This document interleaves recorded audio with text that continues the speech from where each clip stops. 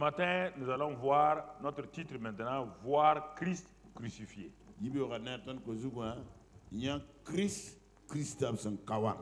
Le Christ crucifié. Celui qui est mort à la croix, là, c'est celui que nous allons voir.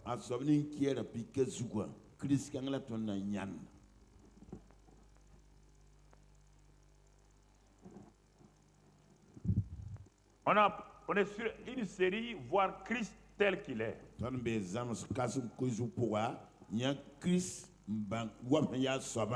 Mais la première révélation que nous devons voir, c'est le Christ qui a été crucifié et le voir avec les regards, la révélation de Dieu lui-même.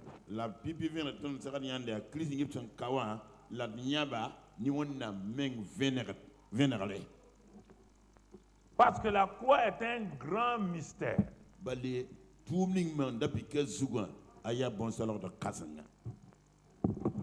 Comment un instrument qui était utilisé pour tuer les criminels peut devenir un instrument de salut. C'est voilà le mystère de la croix.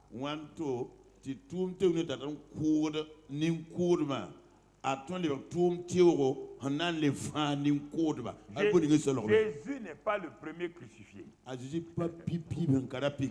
Rome a crucifié des milliers de gens avant que Jésus n'ait été crucifié. Et le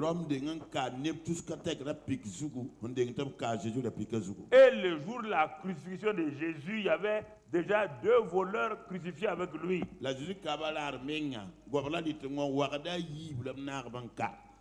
Comment un acte de condamnation juridique pratiqué par Rome peut-il un jour on s'arrête et dire que cette même croix-là peut sauver un homme pour l'amener au paradis? Les Romains ont dit, les Grecs ont dit, vous êtes fous. Et les Juifs ont dit c'est un scandale religieux. Et les Romains ont dit nous, la croix, c'est là-bas qu'on crucifie, on fait mourir les rebelles. Votre gars qu'on a crucifié là n'est qu'un rebelle.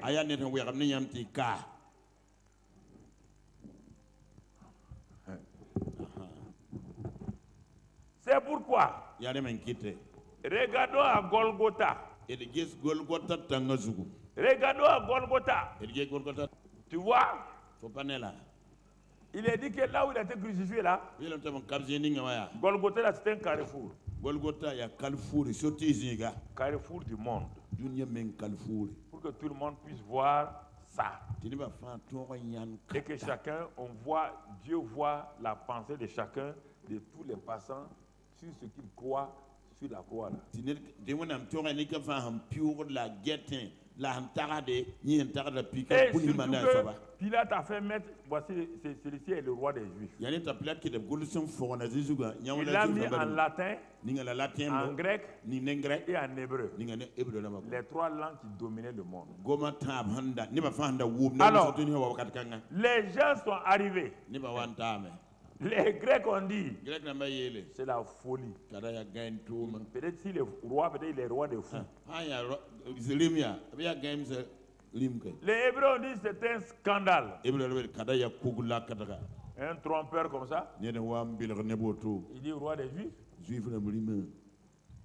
Les Romains disent c'est un rebelle. Ouais, non, il n'est pas mieux que les 2 voleurs là. C'est un acte juridique. On l'a condamné. C'est pas fini? Les gens vont passer un à un. Les soldats l'ont regardé et ils ont dit mon gars, tu es défait. Reconnais ça simplement. On t'a combattu, on t'a vaincu, tu es vaincu. Reste tranquille. Et Tu vois tes habits là? Tu as vu tes habits? Nous, on va les déchirer, les donner en morceaux. C'est comme ça qu'on fait à Rome. On a vaincu quelqu'un, on dépouille et puis on distribue ses vêtements. Après les soldats, viennent les juges, les magistrats. Ils ont dit c'est le code pénal. Nous avons appliqué le code pénal. Tout malfaiteur. Article tant du code pénal. Il a été jugé, frappé et exécuté. Donc, c'est pas vrai. Ce qu'on dit là, c'est pas vrai. Chacun regarde la croix, chacun. Je te parle à toi ce matin. Tu es dans quel groupe? Les religieux sont passés. Les sacrificateurs sont passés. Les hommes d'affaires sont passés. Personne. Arrive un grand groupe qu'on appelle le groupe des femmes.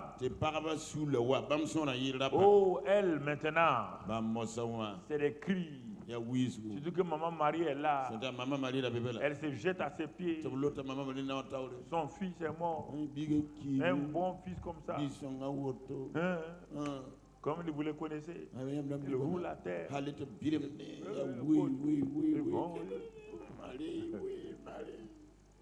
Cette fois-ci, Jésus a été oublié de parler quand même. Quand les soldats sont venus, il n'a rien dit.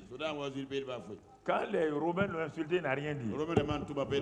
Mais quand les femmes ont commencé à pleurer maintenant, il a dit femmes de Jérusalem, pleurez sur vous-même et pleurez sur vos enfants. Laissez-moi tranquille.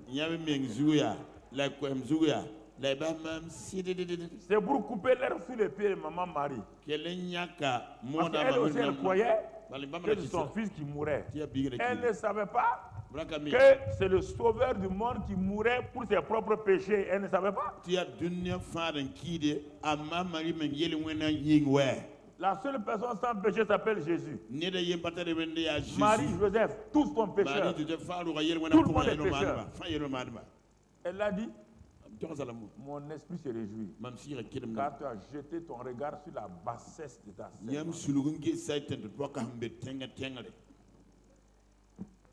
Ne n'enlevez pas de la boue de Marie et des paroles et ne mettez pas dans sa bouche ce qu'elle n'a pas dit.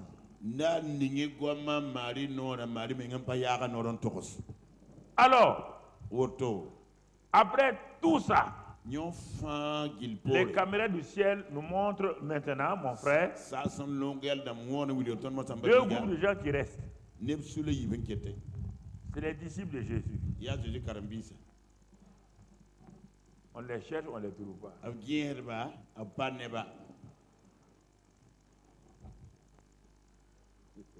Où est le coupeur d'oreilles là? Il n'est plus là. Il y a un qu'on a attrapé, un jeune homme, Jean-Marc. C'est le plus jeune. Quand on l'a attrapé, il a laissé son habit, sa couverture, il est parti. Il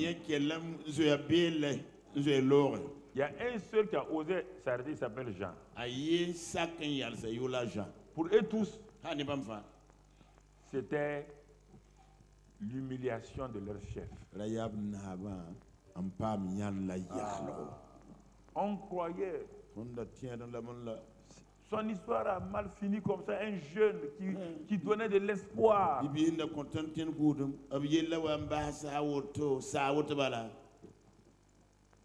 Et les caméras maintenant viennent et montrent les trois croix.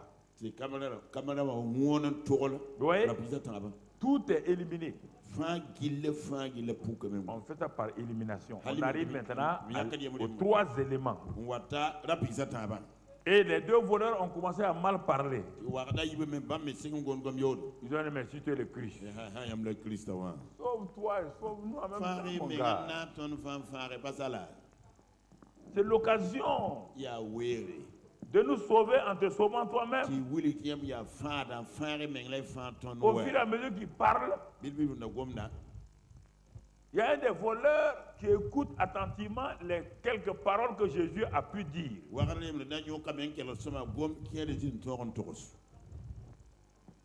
C'est quoi? Père, pardonne-leur. Car ce qu'ils font, ils ne savent même pas ce qu'ils font. Et il a dit, tout est accompli. Avant de rendre l'âme, le voleur de droit dit non. Il parle à son ami, l'autre ami, pas son ami, l'autre crucifié. Il dit, écoute-moi, nous méritons parce que nous sommes des voleurs, nous sommes des pécheurs. Notre mort est normale. Mais j'ai regardé cet homme. Je viens de découvrir que lui là, c'est un simple agneau innocent. Regardez la confession puissante. Et il dit, il se tourne vers Jésus maintenant. Il dit, souviens-toi de moi quand tu reviendras dans ton règne. Le monde entier, personne n'a reconnu. Et il a eu comme un réflexe, comme le voile est ôté de ses yeux. Il reconnaît que celui-ci-là est le roi des rois, c'est le sauveur. Et s'il meurt même, il va ressusciter, il va revenir. Personne ne lui a enseigné ça. La révélation est là. Jésus dit, je te dis aujourd'hui même. Il n'a pas dit qu'aujourd'hui il sera au paradis avec Jésus. Hein. Non. Jésus n'est pas partout le même jour. Non. La phrase en français, comme on aime beaucoup les virgules, dans le grec, il dit, je te dis aujourd'hui que tu seras avec moi dans le paradis. Il n'a pas dit aujourd'hui même tu seras au paradis.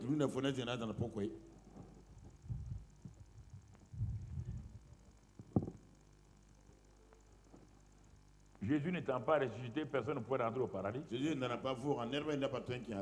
en train de faire quelque chose d'important maintenant, réconciliation et tout, on va voir tout à l'heure. Ça, c'est le premier à commencer à reconnaître ce crucifié-là. Et c'est étonnant, il y a un deuxième groupe de choses, pas de personnes, mais on va le lire. Et qui vont reconnaître Jésus, c'est dans Matthieu 27. Matthieu 27. Matthieu chapitre la création, elle va reconnaître la création et va reconnaître et tout ce qui est là va reconnaître. C'est-à-dire que les objets vont reconnaître. Matthieu 27, verset 50.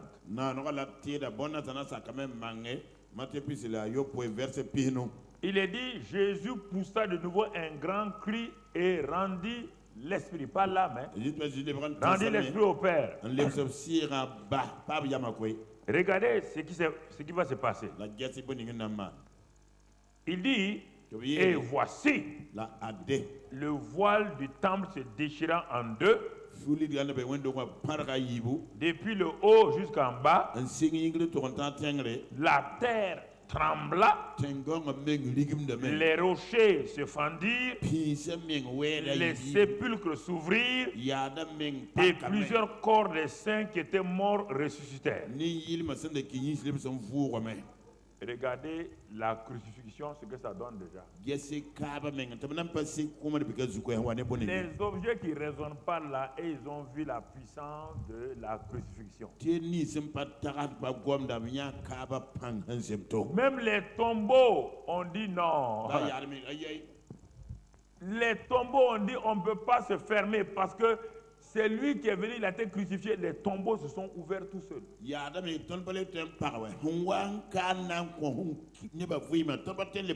La terre dit, le Rédempteur est venu, la terre a tremblé, les rochers se fendirent. Et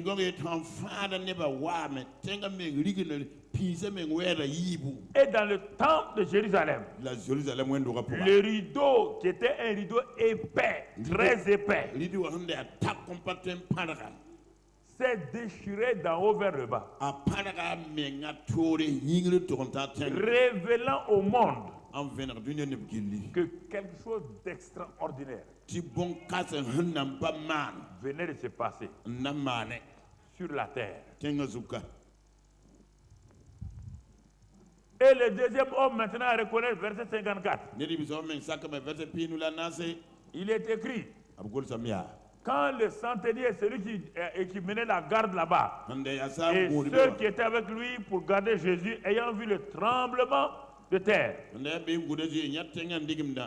ce qui venait d'arriver, ils furent saisis d'une grande frayeur et dirent, assurément, cet homme était fils de Dieu. Ça, c'est la révélation ponctuelle. En dehors de ceci-là, les disciples sont allés découragés. Ils ne savent pas ce qui s'est passé. Il apparaît aux disciples d'Emmaüs. Ils n'ont pas compris. Il parle à ses propres disciples. Ils n'ont pas compris. Et la peur était sur eux. Rien n'avait changé. Il est crucifié. Mais dans la vie de ses disciples, rien n'a changé. Parce qu'ils n'ont jamais vu. Ils n'ont pas compris la puissance de la résurrection. Et pourtant, un homme qui était ennemi de Jésus. Et c'est là que nous allons entrer dans le vif de notre message ce matin. Un homme qui n'a pas assisté à la crucifixion et qui traitait Jésus de menteur, escroc, persécutait ses disciples, les faisait arrêter, jeter en prison et les faisait tuer. Cet homme-là, il va rencontrer Jésus sur la route de Damas, le Jésus glorifié. Et cette rencontre va apporter un changement dans la vie de cet homme-là. Mais écoutez-moi maintenant. Mais il n'a pas compris qu'est-ce qu'il a quoi. Il a rencontré Jésus glorifié. Mais il ne savait pas comment vivre.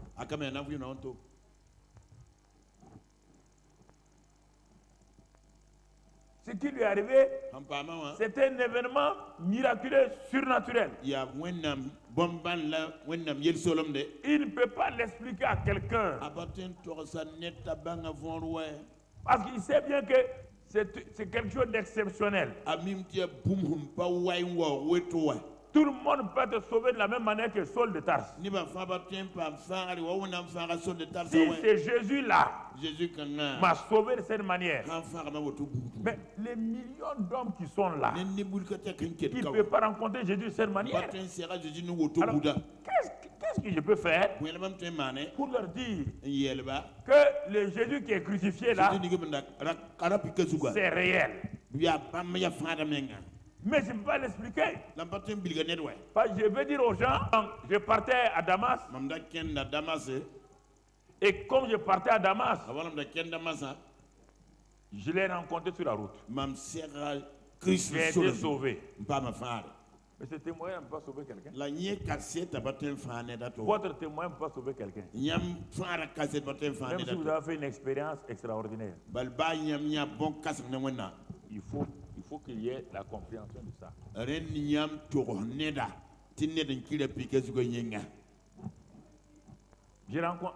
Jésus est venu aussi, je l'ai vu, comme Paul l'a vu. Mais je ne peux pas dire à quelqu'un que bon, Jésus doit venir chez toi avant que non. Paul il était embêté. À Damas, il a prêché que Jésus est le Christ, mais il a prêché comme ça. Mais ça veut dire quoi? Jésus est le Christ. En quoi est-il le Christ? Comment est-il devenu Christ? Et la Bible dit dans Galates, le gars a ramassé ses documents. Il a ramassé ses documents pour aller en Arabie. 3 ans. Il étudie. Il prie. Il étudie. Qu'est-ce que la mort de Jésus à la croix là?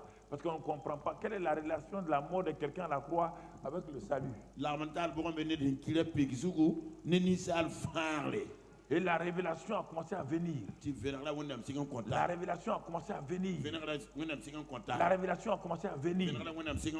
Et quand il est retourné maintenant, il n'avait jamais rencontré Pierre. Il n'a jamais rencontré Jean. Il n'a jamais rencontré un des disciples de Jésus. Maintenant, il s'est fait accompagner par Barnabas pour aller rencontrer les disciples de Jésus. Et tous avaient peur de lui. Quand cet homme arrive à Jérusalem, il dit, voici mon évangile. Il n'a pas dit voici l'évangile, mon évangile. Les pierres ont dit, petit, assois-toi. Nous on a été avec le gars 3 ans. Et toi tu étais son ennemi. Comment peux-tu avoir ton évangile? Ne sois pas orgueilleux. Ne sois pas un gars qui de la tête est montée. Paul dit, ok, asseyez-vous. Il a commencé à leur révéler la croix. C'est pourquoi Pierre attrape sa tête. Il dit, mais ce gars-là, ce qu'il dit là, tu as rencontré Jésus? Jamais. Et ils ont mangé, ils n'ont pas compris quand ils ont mangé la sainte celle là. Quand Jésus a donné le pain à Judas et qu'il a mangé et que Satan est rentré en Judas, ils n'ont même pas compris. C'est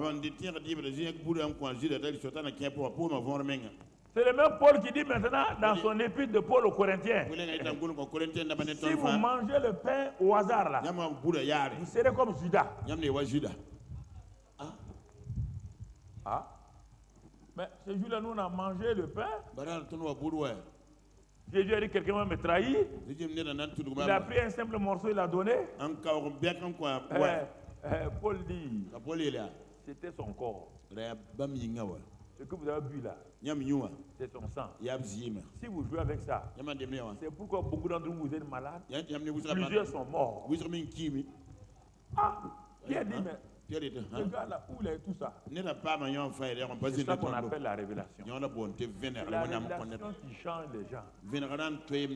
Si tu n'as pas eu la révélation, tu ne vois pas Christ tel qu'il est. Le Christ crucifié tel qu'il est. Il y a une vie chrétienne, mon frère, qui tourne autour de simplement du cercle, mais pas le noyau. Et il a expliqué. Comme ils avaient reçu le Saint-Esprit, ils ont reçu le Saint-Esprit sans comprendre même la croix. Et ils faisaient des miracles. Mais regardez Pierre, sa vie était encore dans la défaite. Hypocrite, des hypocrisies. Pourquoi? Il ne comprenait pas que son vieil homme est mort. Il n'y a personne qui a compris que le vieil homme est mort. Personne. Ils se basaient seulement sur l'onction. Mais leur vie personnelle là, ils ne comprenaient pas. Alors, quand Paul est venu, voyons maintenant ce qu'il nous a enseigné à travers tout ce qu'il a enseigné dans ses épîtres. C'est pourquoi Dieu a pris Paul pour enseigner ce que Pierre ne pouvait pas enseigner.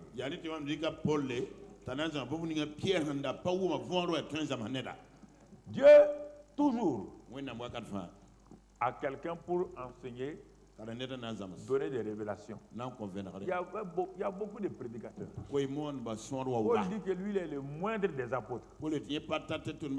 Mais c'est le moins des apôtres là qui donne la plus grande révélation. Donc, il peut y avoir dans un pays, dans une nation, sur la terre, beaucoup de prédicateurs, des apôtres, des prophètes, mais il ne peut pas donner.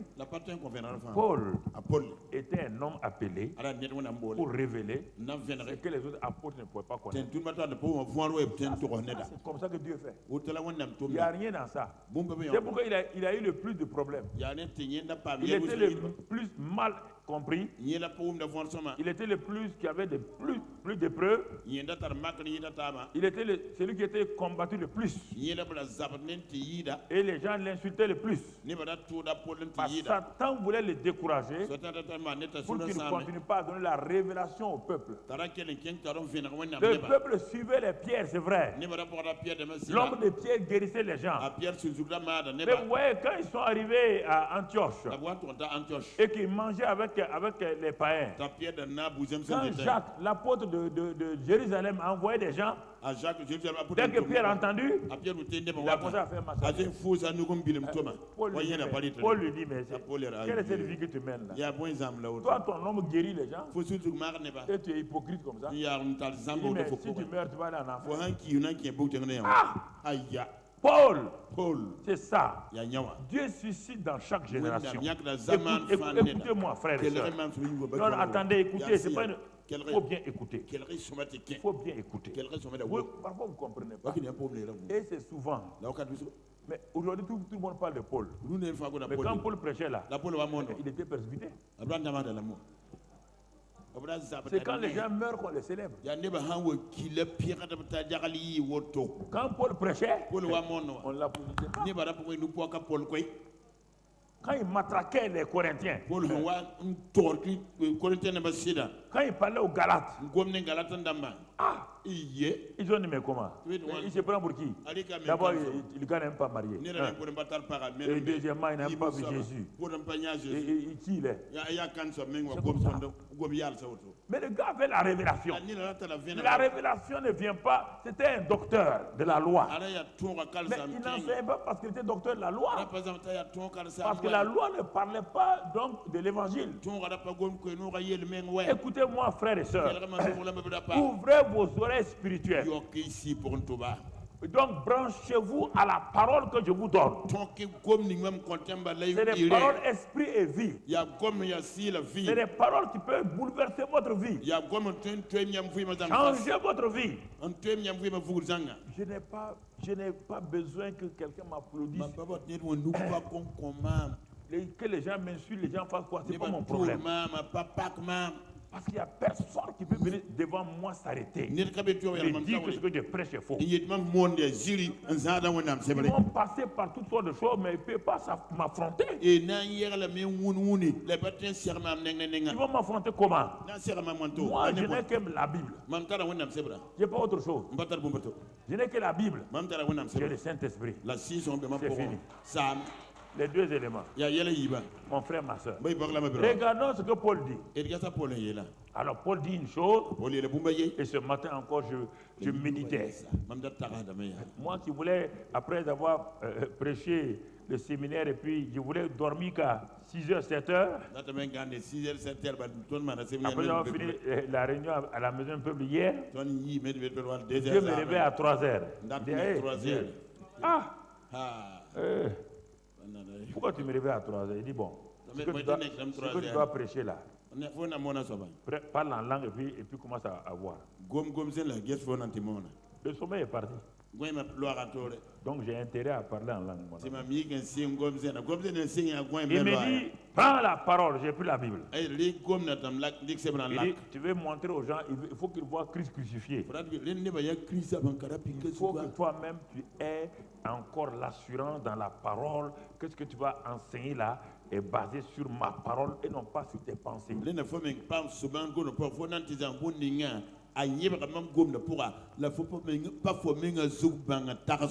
1 Corinthiens 1,14. 1 Corinthiens 1,14.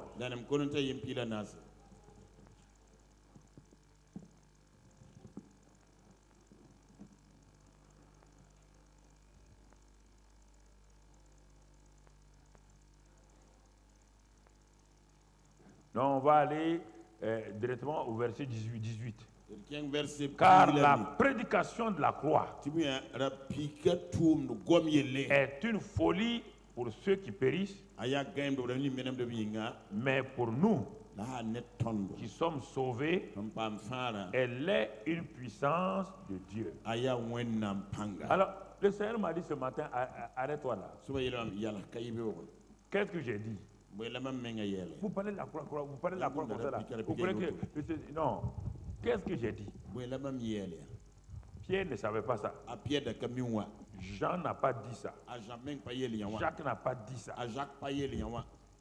C'est celui à qui j'ai révélé la croix, l'œuvre de la croix là, c'est celui qui a écrit ça sous l'inspiration du Saint-Esprit. Il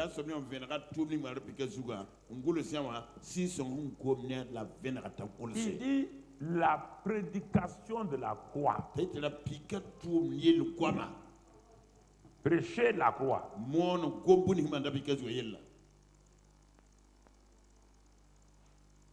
Il dit c'est une puissance de Dieu. J'ai pris mes feutres rouge vert, j'ai tout de suite souligné. J'ai souligné. Il dit, relis encore. La prédication de la croix. Quand on parle de la croix, elle est une puissance de Dieu.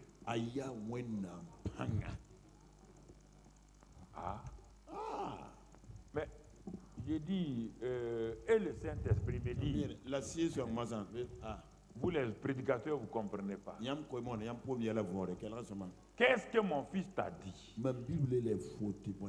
Que quand le Saint-Esprit viendra, il va tout centrer sur moi, rien que moi.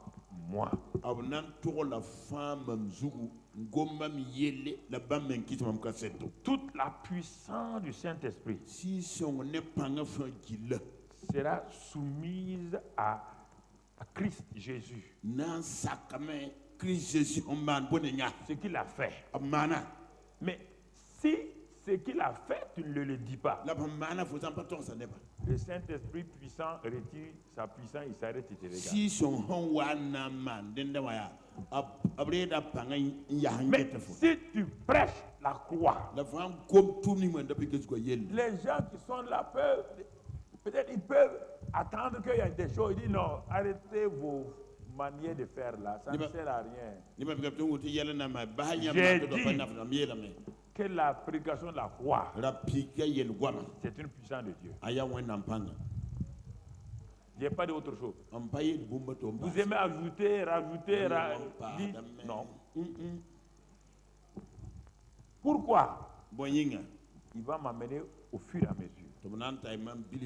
De 3h jusqu'à 5h. Quand j'ai fini, il me dit couche-toi. Dès que je suis couché, j'ai dormi. Écoute-moi. Verset, il dit continue. Tu connais tout ça là. Mais vous les hommes de Dieu, vous êtes habitués à ma parole et quand vous êtes trop habitués, elle n'est plus au sérieux. C'est pas sérieux. Vous ne la prenez pas au sérieux. Il dit, va voir le verset 23, c'est ça. Verset 23. Mon frère, je ne t'ai pas donné le verset 19, je t'ai donné, mais ce que je t'ai dit seulement. Nous prêchons Christ crucifié. Scandale pour les Juifs et folie pour les païens, c'est-à-dire les Grecs. Les païens, mais la puissance de Dieu et sagesse de Dieu pour ceux qui sont appelés tant juifs que grecs. Prédication de la croix. Le sang s'est révélé Christ crucifié. Il dit, si vous parlez de Christ crucifié, c'est puissance de Dieu et sagesse de Dieu.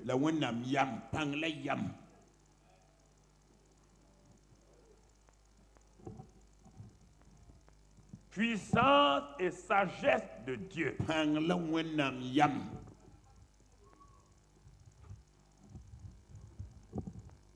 Puissance, écoutez-moi, ne vous laissez pas tromper, ne vous laissez pas, frère. Ce que je vous dis là, je vous montre le chemin le plus court pour vouloir ce que vous voulez là. Si vous voulez passer par le chemin long du jeûne de la prière, vous êtes libre.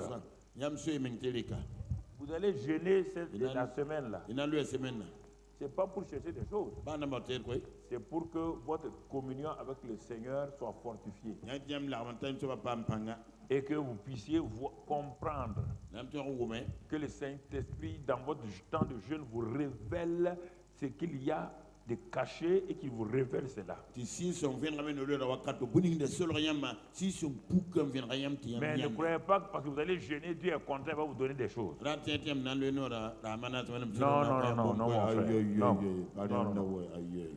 Non.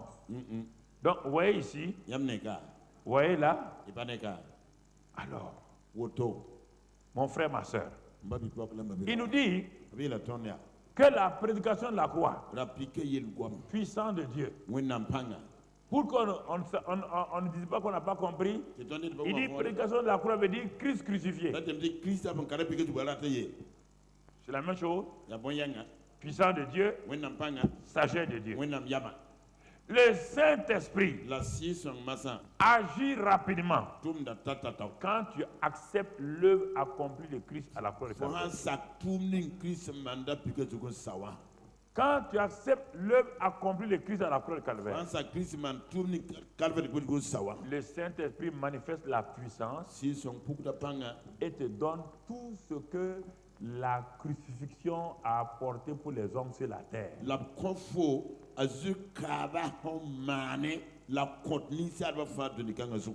Alors, frères et sœurs, il est important que toi et moi, comme le Seigneur nous parle, que nous puissions écouter attentivement. Paul a prié et il a eu la révélation. Premier élément de la révélation. Le Saint-Esprit dit à Paul, regarde, quand je dis que la croix est puissante, la regarde ce qu'elle a fait. Première révélation de la puissance de la croix ou de Christ crucifié. Qu'est-ce que ça fait? Première révélation.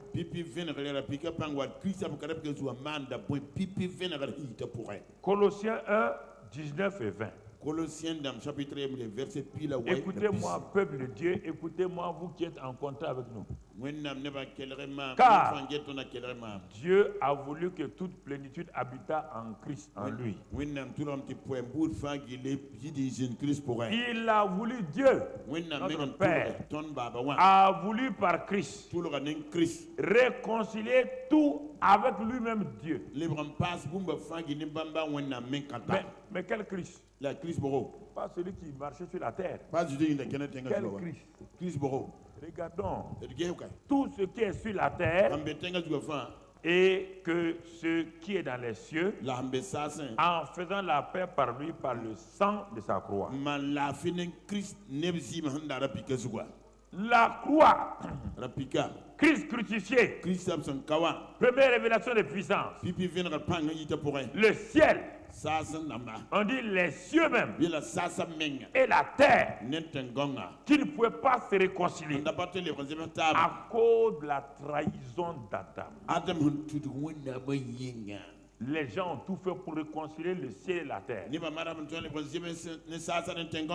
Les Enoch, les Noé, les Abraham, les Moïse, tous ont échoué lamentablement.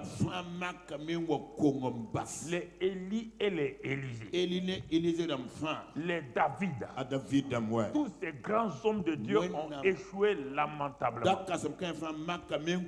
Il n'y avait pas de possibilité de réconciliation entre le ciel et la terre par aucun de ces hommes-là.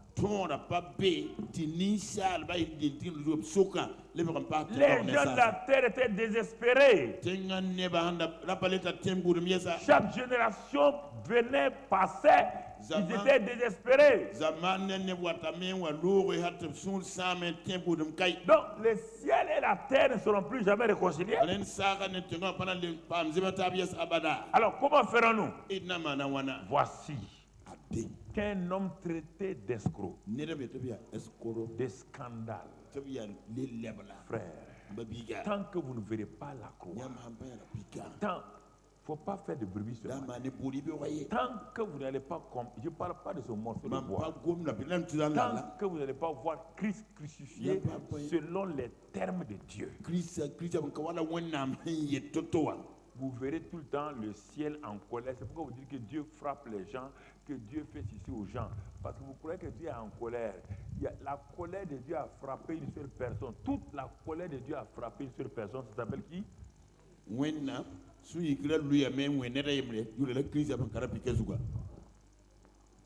Arrêtez les mensonges. Que Dieu frappe les gens. Ça, c'est l'Ancien Testament. Il n'y a pas de réconciliation. La Bible dit, même dans l'Ancien Testament, annoncé par Isaïe, qu'il a plu à Dieu de frapper son fils, de le châtier. Tu es chrétien longtemps, tu n'as pas compris la croix. C'est pourquoi tu luttes. C'est pourquoi tu vas à gauche, à droite. Tant que tu n'as pas compris ça, sur la terre, tu vas avoir beaucoup de choses. Mais jamais de victoire, jamais de paix, jamais, jamais, jamais. Un homme qui est suspendu, il dit, quand vous allez m'élever, vous saurez qui je suis. Vous saurez que c'est moi le réconciliateur. C'est moi qui apaise la colère de Papa bon Dieu. Je suis le seul capable d'envoyer ma main gauche dans le ciel avec mon sang et de rester sur la terre avec les hommes sur la terre et de prendre les deux mains le ciel et la terre pour les réconcilier.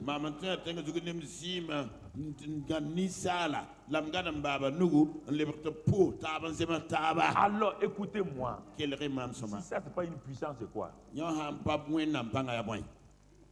De telle manière que Papa bon Dieu n'a plus le droit de se fâcher contre moi.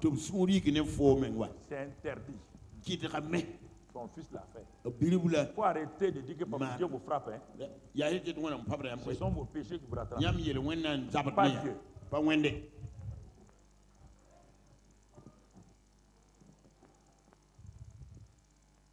Réconcilier. Si vous dites c'est faux, voici deux personnes qui ne se parlent pas. Vous êtes arrivés à les réconcilier. Et ils se sont réconciliés, pardonnés totalement. Et vous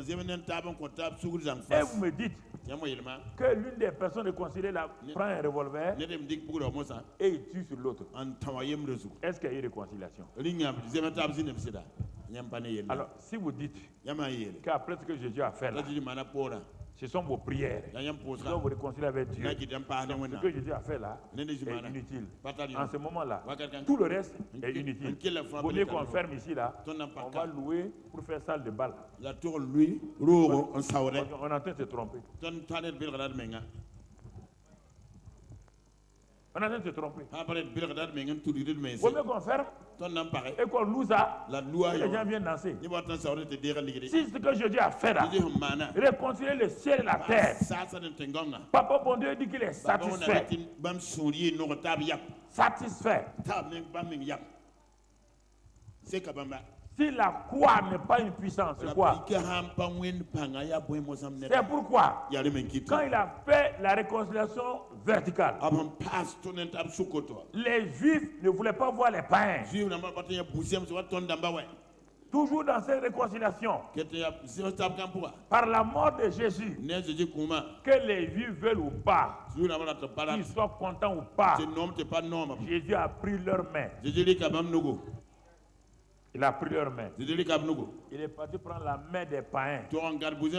Toutes les nations. Et il dit Juifs. Si moi, ma mort, a pu réconcilier le ciel et la terre, ce n'est pas vous que je ne vais pas vous réconcilier avec Dieu. Il a dit qu'il les a réconciliés. Avant de les réconcilier, il a renversé le mur de séparation. Il y avait un mur. Il a renversé le mur. Et quand il a renversé le mur, mon frère, par son sang, à la croix, il a pris la main des Juifs.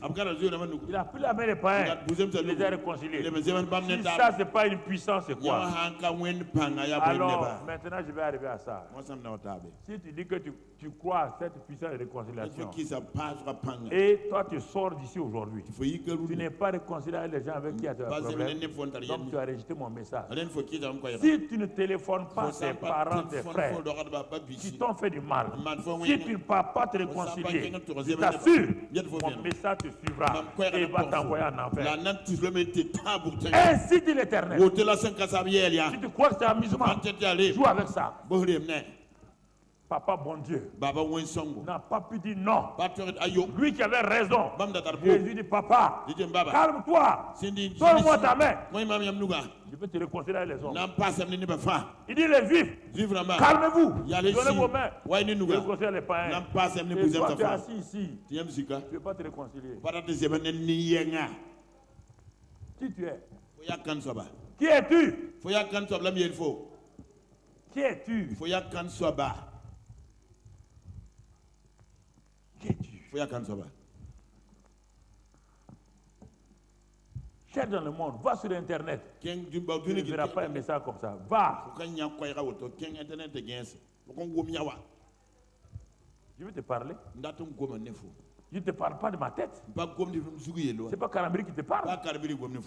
Non. Et toi, tu dis que tu ne veux pas te réconcilier.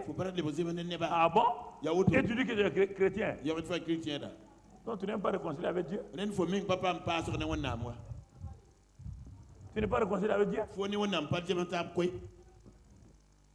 Une main ensanglantée qui va au ciel attraper la main de Papa bon Dieu pour réconcilier le ciel et la terre. Nous sommes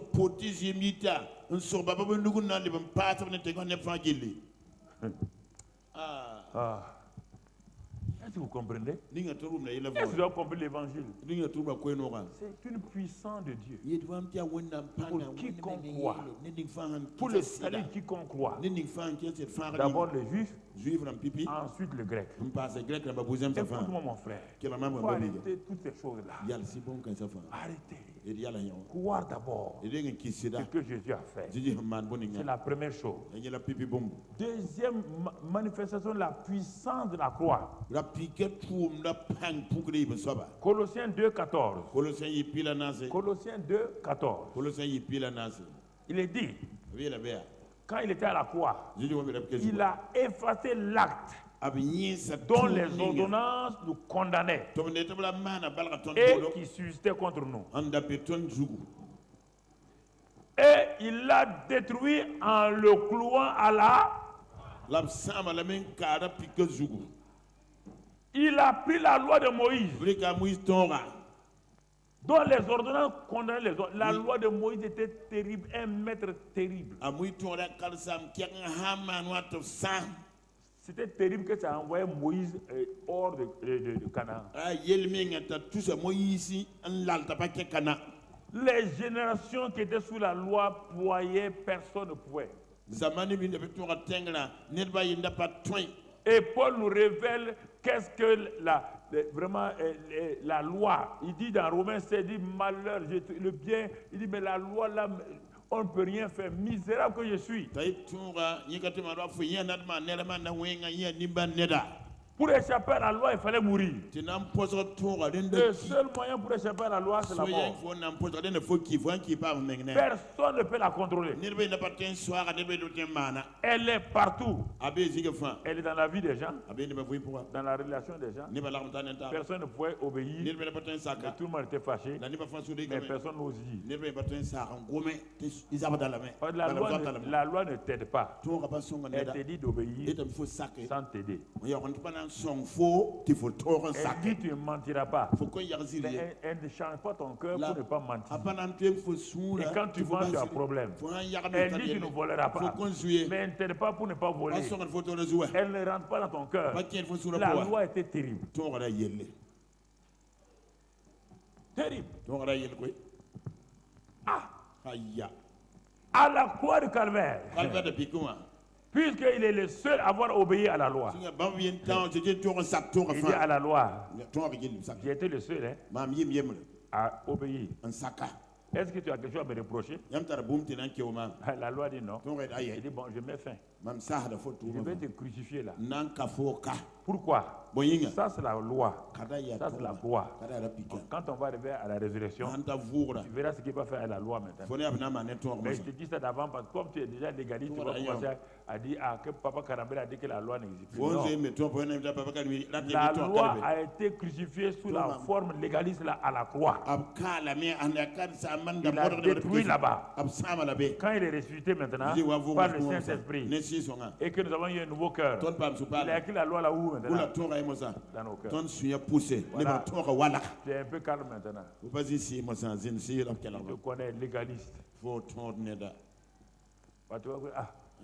tu veux dire que les 10 commandements, non. Même si tu crois aux 10 commandements, est-ce que tu as déjà obéi aux 10 commandements? Il y a un seul ici qui a déjà obéi à un seul commandement. Chaque jour. Qui lève la main. Donc, pour que vous vous attachiez à quelque chose, vous ne pouvez pas faire.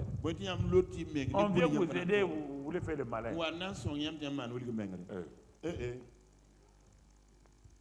Oh ouais, la loi là. Toi, tu n'aimes pas ton prochain. Déjà, tu es à côté de la loi. On dit tu vas aimer Dieu et aimer ton prochain comme toi-même. Déjà même, est-ce que tu aimes ta femme comme toi-même? Est-ce que tu aimes ton mari comme toi-même? Là où il y a l'amour le plus là même, là où il y a l'amour c'est mariage. Est-ce que ça là? Est-ce que tu aimes ta femme comme toi-même? Est-ce que tu aimes ton mari comme toi-même? Si l'expression même du mariage, de l'amour là c'est mariage, là tu ne peux pas l'appliquer. Comment tu vas aimer quelqu'un que tu connais pas? Donc la loi là, c'est pas ça. Donc c'est pourquoi Dieu va le mettre dans nos cœurs par le Saint-Esprit. Mais on n'est pas arrivé d'abord voir Christ ressuscité. On a Christ. Si déjà tu comprends Christ crucifié, là, tu es déjà libéré. On n'est même pas arrivé à Christ enseveli encore. Ça, on a la crucifixion. Voir Christ tel qu'il est. Dieu m'a dit, il faut, cette année-là, il faut les faire revenir sur ces bases. Il faut que les gens souffrent inutilement. On les flatte à gauche, à droite. Ils n'avancent pas. Ils ne comprennent même pas ce que Christ a fait.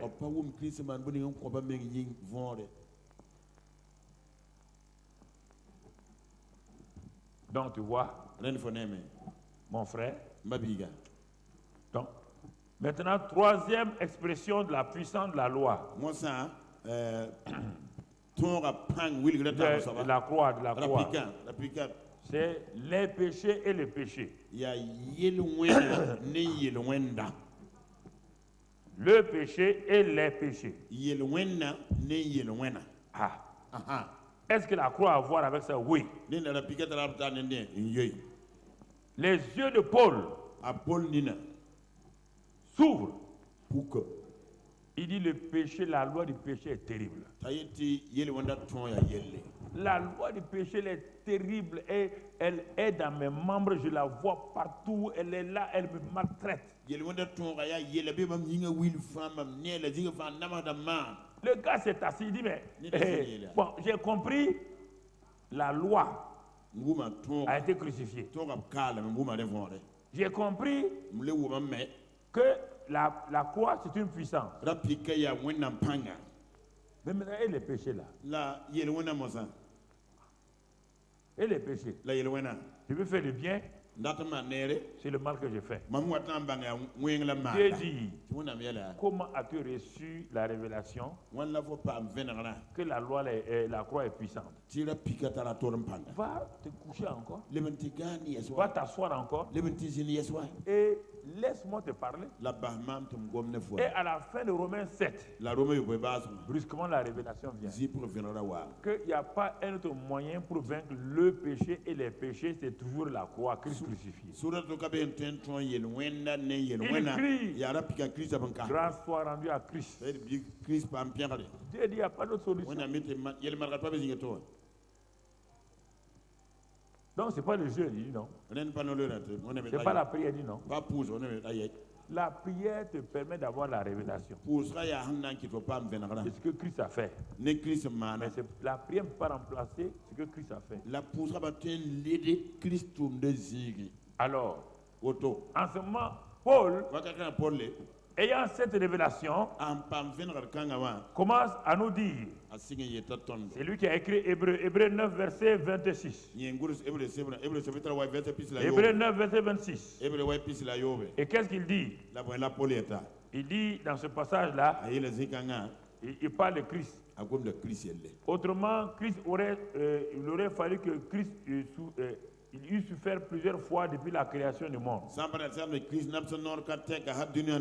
Tandis que maintenant, à la fin des siècles, Christ a apparu une seule fois pour abolir le péché par son sacrifice. Pas ici l'air, d'abord le sacrifice, l'arbre du péché. Le corps du péché. Il l'a aboli par son sacrifice. Comment? Allons dans Romains 6, 6. On va revenir sur les autres après. Allons dans Romains 6, 6. On dit qu'il a aboli. Il ne s'est pas arrêté et dit non. C'est par son sacrifice-là, sa mort-là, il va abolir. Comment? Sachant que notre vieil homme a été crucifié avec lui afin que le corps du péché fût détruit pour que nous ne soyons plus esclaves du péché. Car celui qui est mort est libre du péché. Mais avant de comprendre ça, on va aller à 2 Corinthiens 5, 21. Avant de comprendre Romains 6, 6. Allons à 2 Corinthiens 5, 21. Toujours le péché au singulier. Celui qui n'a pas connu le péché. Le péché veut dire la nature adamique qui est tombée. C'est ça qu'on te dit. Il n'a pas connu ça. Il n'y a pas ça en lui. Il n'a pas connu ça. Il n'a pas expérimenté ça. Tu n'as pas connu le péché. Dieu l'a fait devenir péché pour nous. Afin que nous devenions en lui justice de Dieu. Troisième élément de la croix. Quand il a été crucifié, Dieu a fait de Jésus péché. C'est pourquoi on le compare au serpent de Moïse. Parce que le serpent, c'est la nature même du péché, c'est ça. Les gens sont choqués pour ça. C'est Dieu qui a fait, c'est pas toi. Gardez tes pensées traditionnel là. Le papa bondit son acte souverain qui a fait de son fils. Il dit, Jésus il a dit, comme Moïse a élevé son serpent, papa bondit aussi à son serpent. Quand Dieu a dit à Moïse d'élever le serpent, tu crois que Moïse a obéi automatiquement? Le serpent, c'est le symbole de qui? Hein? La nature de qui? Péché. Moi, il dit à Dieu, comment des gens qui sont en train de mourir peuvent regarder la mort? Dieu dit, c'est ça que vous ne comprenez pas. Comment quelqu'un qui est devenu péché, la nature même, tu peux regarder ça, avoir la révélation et avoir la vie. C'est ça le mystère de la croix. Les gens religieux ne comprennent pas ça. Hein? Le Jésus saint là, saint c'est la nature de Dieu. Et Dieu c'est la nature de l'ennemi. Il est passé de saint à péché. Et c'est ce qui donne maintenant à Romains 6:6 la puissance. Quand il est devenu péché, toi, tu as une nature de péché. Lui, il n'a pas de nature de péché. Mais comme la croix est une substitution, il va prendre ta nature. Dieu a pris ta nature de péché là, adamique là, et il a fait devenir Jésus nature du péché. Pour que toi, tu reçoives par la croix cette nature de sainteté. Mais pour que cette nature de sainteté vienne, il faut que tu passes par l'ensevelissement. Et quand la résurrection vient, alors automatiquement, c'est toi qui t'élèves en Jésus-Christ, sanctifié totalement. C'est pas une promesse, c'est un fait. Mais combien d'entre vous, vous l'acceptez, vous le pratiquez? Ça fait, je vous pose la question. Si vous ne croyez pas, prenez un seul péché de votre vie, luttez avec ça par le jeûne et la prière. La mort va venir vous trouver même 50 ans plus tard. Vous n'avez pas vaincu ça. Oui ou non? Ok. Bon, tu as combien de péchés? Tu commets combien de péchés par jour? Tu connais?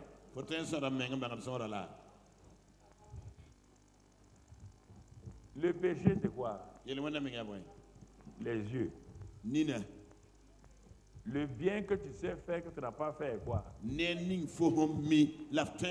la journée, il y a combien de bien tu devais faire que tu n'as pas fait? Déjà, prenons ça, même par rapport au bien, prenons ça sur le Tu peux t'en sortir? On vient t'offrir gratuitement et vous laissez ça, on va gêner. On va gêner pour faire quoi? La mort va venir te trouver dans le jeûne. Je vous ai dit, on doit gêner et on va gêner. Le jeûne, c'est pour t'ouvrir ta compréhension, ouvrir tes yeux, pour que tu réalises ce que Dieu a fait, ce que Dieu t'a donné. Ah, tu dis Seigneur, je ne comprenais pas ça. Je jeûnais pour avoir, on ne jeûne pas pour avoir. Il dit c'est le jour où on s'humilie. Le jeûne, c'est le jour où on s'humilie. Vous voulez acheter les bénédictions de Dieu par le jeûne. Allez-y. Allez-y. Tu es né me trouver là-dedans. Ah. Si je pouvais acheter ça il y a longtemps, j'aurais tout acheté pour lui. Et j'allais te louer ça maintenant. Mais oui. Si ça pouvait se faire comme ça, quand tu es devenu chrétien quand? Tu allais venir trouver que moi j'ai déjà gêné. Et tu vas venir gêner devant moi maintenant. Chaque jeune, je te dis 3 millions. 2 millions. C'est gratuit. Vous ne voulez pas. Vous voulez qu'on sache. Ma soeur, ça va? Si c'est pas parce que comme je suis sur la montagne là, la vallée va t'attendre. Ton mari est dans la vallée. Ton mari t'attend dans la vallée. Tu vas descendre le trouver. On peut être sur la montagne en permanence. C'est ça. C'est vous aimez des choses. La gloire vaine. La gloire vaine.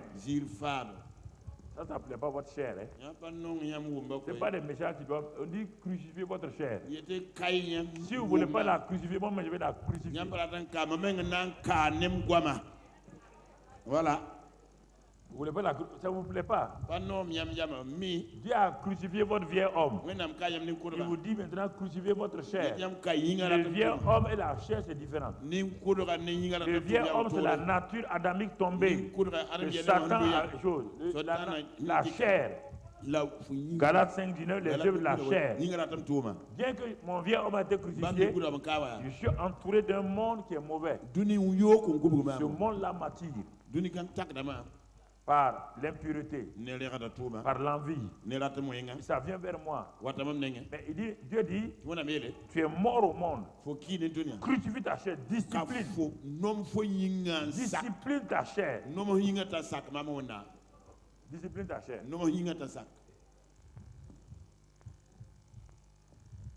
Les gâteaux que tu aimes manger là. Faut arrêter. Et regardez, on dit à quelqu'un, mais ça là, c'est pas bon pour ta santé. Mais il est défi identique. Il dit,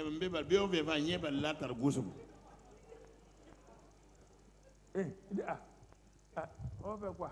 On fait quoi? On dit, c'est pas bon pour ta santé. Discipline-toi. Non, non, il va manger. Quant aux hommes, ils se cachent. Quand la femme sort, ils se cachent et puis on dit qu'il ne faut pas manger trop de chocolat. Quand la femme sort un peu, il met en place. Il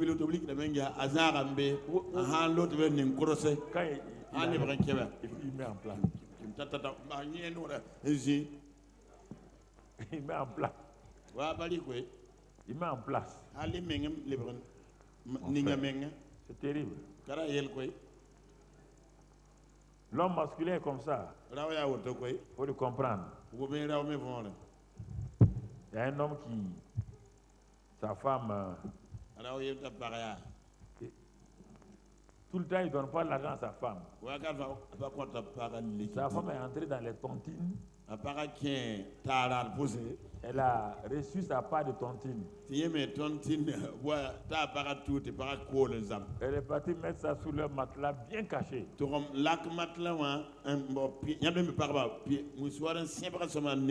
L'homme là a des antennes pour chercher l'argent.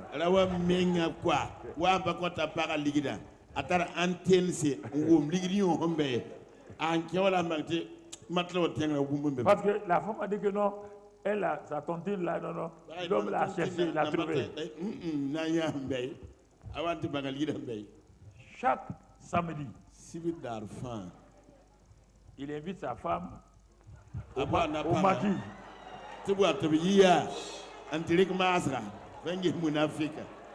Il invite sa femme au maquis. Là, c'est une histoire vraie.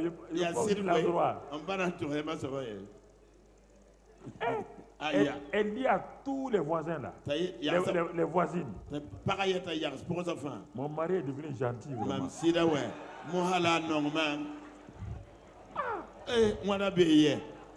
Chaque samedi, c'est poisson. Il m'amène dans tel endroit. Un jour, maintenant, la femme a besoin de son argent. Elle soulève son matelas. Il restait quelques billets de 500. Elle a dit, il m'a tué. Quand le mari rentre, il dit, hey! Et mon poisson que tu as mangé.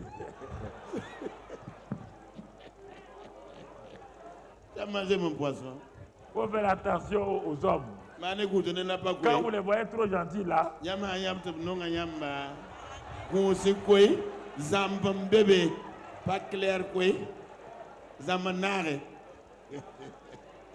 c'est pas pur, hein? Non, non, non, ils veulent quelque chose. Mon bébé, c'est pas purifié.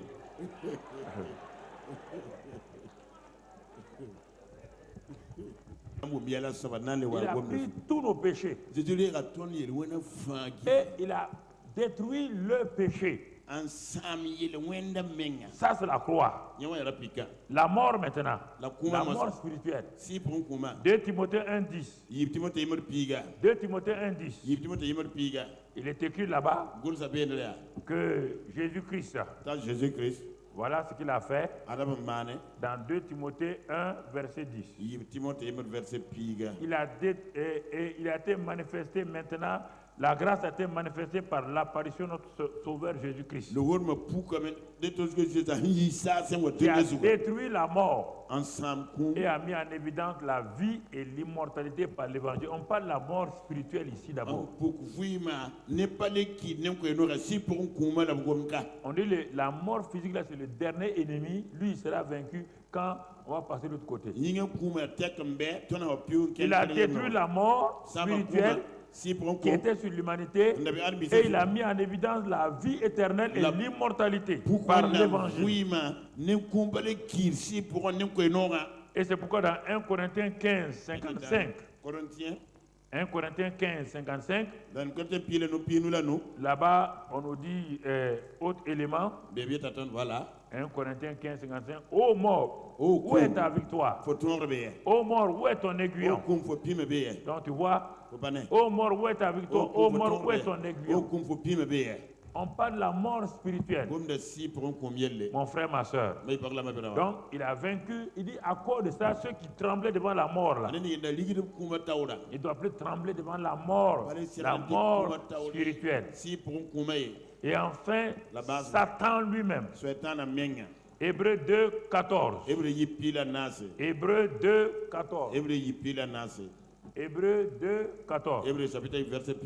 Qu'est-ce qu'il est écrit là-bas? Il faut connaître ces passages-là très bien. Ainsi donc, puisque les enfants participent au sang et à la chair, Jésus y a également participé lui-même, afin que par la mort, sa mort à la croix, il anéantit celui qui a la puissance de la mort, c'est-à-dire le diable.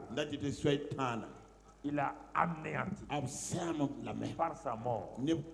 On n'a pas dit il a tué parce que un esprit ne meurt pas. Hein? C'est pourquoi il l'a anéanti. Anéanti veut dire quoi? Colossiens 2,15. Tu comprends anéanti la Colossiens 2,15. Il a dépouillé les dominations, les autorités et les a livrées publiquement en spectacle, en triomphant d'elles par la croix. En triomphant d'elles par la croix. Et c'est pourquoi Romains 16, verset 20, il a dit maintenant, à cause de tout cela, il met Satan sous vos pieds. Alors mon frère, ma soeur, le Dieu de paix écrasera bientôt Satan sous vos pieds. Écoute-moi maintenant. Alors, Pierre qui n'a pas compris tout cela, quand il a écouté Paul, il dit mais cet homme-là a des révélations que nous n'avons pas. Et c'est en ce moment que Pierre découvre que quand Jésus est mort là, dans 1 Pierre 2, 24, il a pris nos péchés et nos maladies. C'est quand Paul a commencé à prêcher que Pierre s'est rendu compte que Paul avait raison. Qu'effectivement, Christ a porté lui-même nos péchés en son corps, afin que mort au péché, afin que nous vivions pour la justice. Lui, par les meurtrissures duquel vous avez été guéris. En ce moment-là, frères et sœurs, ce qu'il te faut aujourd'hui, c'est la prière d'Éphésiens 1 pour terminer. Éphésiens 1, 16. C'est cette prière-là que j'ai fait pendant des années. Je ne sais de rendre grâce pour vous. Et je dis, je ne sais de rendre grâce pour moi, Seigneur. En me tenant devant toi dans ce temps de prière. Verset 17. Oui, la suite. afin que toi, le Dieu de mon Seigneur Jésus-Christ, toi, le Père de gloire, tu me donnes un esprit de sagesse et de révélation dans ta connaissance. Donne-moi un esprit de révélation et de sagesse dans ta connaissance. Et illumine les yeux de mon cœur pour que je sache quelle est l'espérance qui s'attache à ton appel. Quelle est la richesse de la gloire de ton héritage que tu réserves aux saints. Et pour faire quoi? Et quelle est envers moi qui crois l'infinie grandeur de ta puissance. Je veux connaître l'infinie grandeur de ta puissance, se manifestant avec efficacité par la vertu de ta force. Et je continue. Quand il fait cela, tu as déployé cette puissance-là en Christ, en le ressuscitant d'entre les morts et en le faisant asseoir, Seigneur, à ta droite dans les lieux célestes. Pour faire quoi?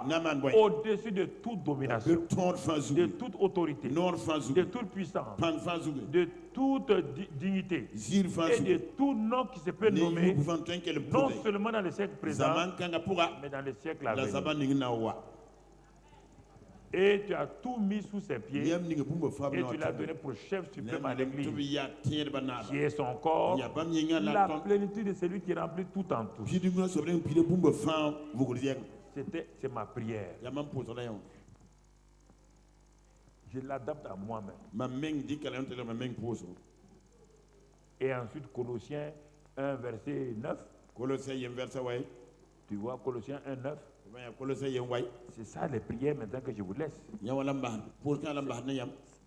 Dans cette période de jeûne et prière, quand vous allez appliquer ça, il dit c'est pour cela, Seigneur, depuis le jour où j'ai été informé de la croix, que la croix sauve, la croix est puissante, je ne cesse de te rendre, de te prier et de te demander afin que sois rempli de la connaissance de ta volonté en toute sagesse et intelligence spirituelle, que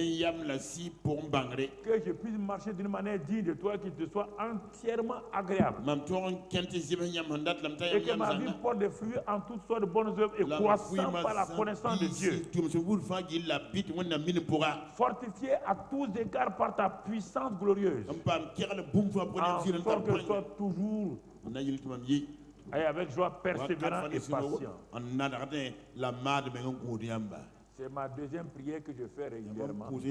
Et ma troisième prière est dans Éphésiens 3. Il faut les appliquer toi-même. Éphésiens 3. Et à partir du verset 14. Je dis à cause de cela, Seigneur, je fléchis les genoux devant toi, le Père, duquel tire son nom toute famille dans les cieux et sur la terre, afin que tu me donnes, selon la richesse de ta gloire, d'être puissamment fortifié par ton esprit dans mon homme intérieur, en sorte que Christ habite en moi, dans mon cœur par la foi, et que, afin qu'étant enraciné et fondé dans ton amour, je puisse comprendre avec tous les saints quelle est la largesse, la longueur, la profondeur, la hauteur, et connaître l'amour de Christ qui surpasse toute connaissance, en sorte que je sois rempli de toute la plénitude de Dieu. Or, il dit maintenant à celui-là, c'est la suite. Pendant des années, quand j'étais seul, c'est ça que je prie, et la révélation commence à venir. Je commence à voir Christ. Je commence à comprendre Christ. Ah, c'est ça qu'il est. Tu n'as pas compris? C'est comme ça qu'il est. Ah, la révélation est là. La révélation est là. La révélation est là. La révélation est là. Ça, c'est pour mes besoins personnels. Tu vois? Je suis dans la présence de Dieu. Mais ce n'est pas un besoin personnel égoïste. C'est pour mieux connaître Christ. Tu es content pour ça? Non, je ne peux pas gêner pour demander succès à un examen. Ça, c'est enfantillage. Tu fais un concours, ça c'est enfantillage. Comment Dieu, le Père, va me laisser, si moi je fais des choses qui lui plaisent, va me laisser échouer? Pourquoi? Il va me laisser échouer pourquoi? Il ne va pas me donner du pain. Jésus a dit, mais quel est le Père méchant qui va donner un caillou à son enfant si tu prends du pain? Dès le moment où je sais ça, pourquoi je vais aller gêner pour avoir du pain, pour avoir des vêtements? Il te dit, vous n'avez pas confiance en lui. Vous ne comprenez pas l'évangile. Vous priez, quand vous priez, vous demandez des choses qu'un bon père donne à ses enfants. Sans prière. En ce temps, vous l'accusez?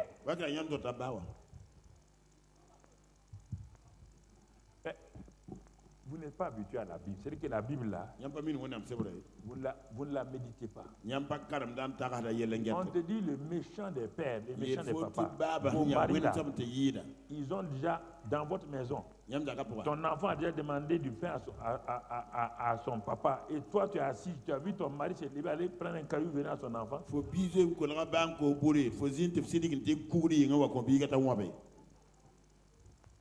Si vous connaissez le caractère de Dieu, mais pour connaître le caractère de Dieu, il faut d'abord savoir ce qu'il a fait. C'est par là que tu connais qu'il est amour. Mon frère, si on devait dire que c'est un homme qui devait mourir à la croix, un enfant qui devait mourir à la croix, pour que les gens soient sauvés, toutes les mamans du monde vont prendre leur enfant à les cacher. Oui ou non? Vous allez prendre votre enfant à les cacher. Mais Dieu a donné son fils unique. C'est ça son secret. La puissance. Dieu a mis toute la puissance.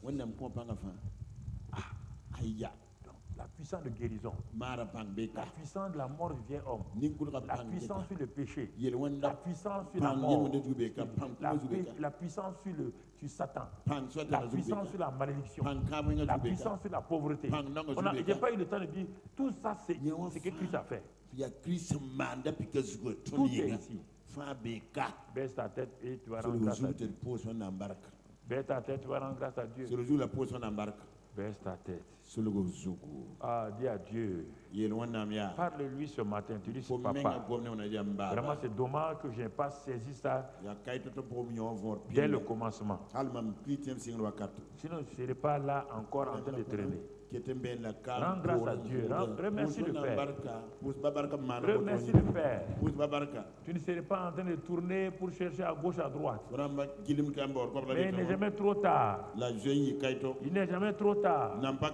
Il n'est jamais trop tard. Il n'est jamais trop tard. Alors parle au Seigneur ce matin. Moi aussi, je vais découvrir. Je vais avoir la révélation de la puissance de la croix. Je veux connaître, voir Christ crucifié. Illumine les yeux de mon cœur pour que je vois la réalité de Christ crucifié. Je veux voir la croix telle que tu vois, Seigneur. Oh, je vais entrer dans la révélation spirituelle de la croix. Ce que tu as fait, Père. Je prendrai du temps pour cela. Je méditerai ta parole jusqu'à ce que la révélation me soit accordée. Oh Père, merci pour ce temps de prière et de jeûne que nous commençons. Car à travers ce temps-là, je puis développer ma connaissance de Christ crucifié. Papa, merci encore. Merci pour ton amour. Merci pour ta fidélité. Merci pour ta grâce.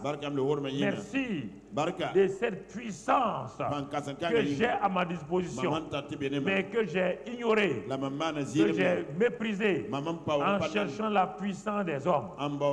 Mais aujourd'hui, j'ai besoin, j'ai vu ta propre puissance. Merci Père. Merci Père. Dans le nom de Jésus. Amen. Amen. Amen. Amen. Restez sur ça. Voilà.